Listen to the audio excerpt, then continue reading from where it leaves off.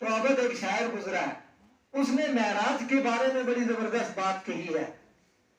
لوگوں کا اعتراض ہوا تھا اس وقت بھی بعد میں بھی کہ تھوڑے سے وقت پر آسمانوں میں جانا, جنت جہنم کا سیر کرنا, مکہ سے بیت المقدس تک پہنچنا, یہ محال ہے, ایسا نہیں ہو سکتا.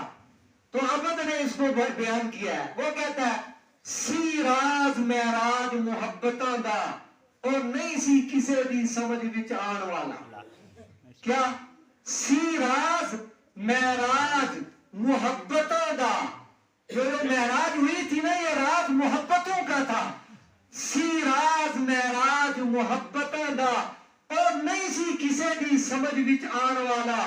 بلایا طالب گیا مطلوب ہوتے, جبرائیل سی سد لے جان والا. اور بازی آخ دے پن دروازے تو کیویں پجا آسمانہ تے جان والا.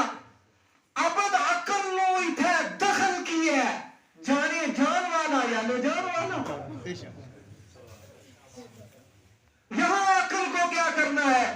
آسمانوں میں کیسے گئے, سیڑھی کا کیسے انتظام ہوا, یہ مجسم روح آسمانوں میں کیسے چلی گئی. کہتا ہے جانے جان والا یا لے جان والا. ہمیں اس میں پڑھنے کی کیا ضرورت ہے؟ ہمیں اس میں پڑھنے کی کیا ضرورت؟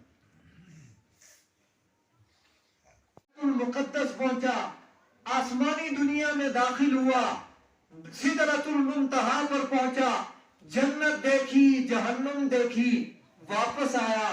جہاں وضو کیا تھا پانی جدھر تک گرا تھا وہی موجود تھا, کنڈی ہل رہی تھی اور بستر گرم تھا, بستر گرم تھا.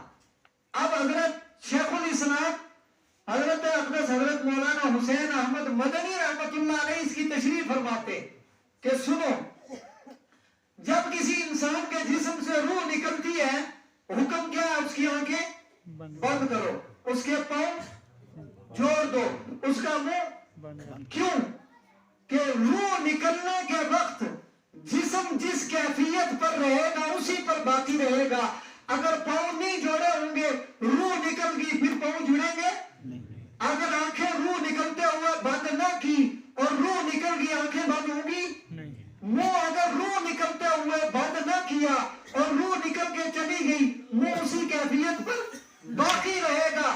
کائنات کی روح آسمانوں میں چلی گئی, کنڈی اسی حال پر باقی رہی, پانی اسی حال پر باقی رہا اور بستر اسی حال پر باقی رہا. کیوں؟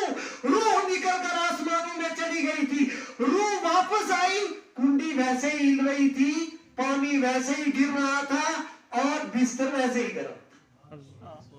یعنی جو چیز جس حالت پر پیغمبر چھوڑ کر گئے تھے لمبا سفر کرنے کے بعد واپس آئے تو اسی حالت پر باقی تھا. کیوں؟ روح نکل گئی ہوئی تھی, کیفیت برقرار تھی, روح واپس آئی, حرکت موجود ہو گئی. یہ روح ہے کائنات کی دلیل ہے.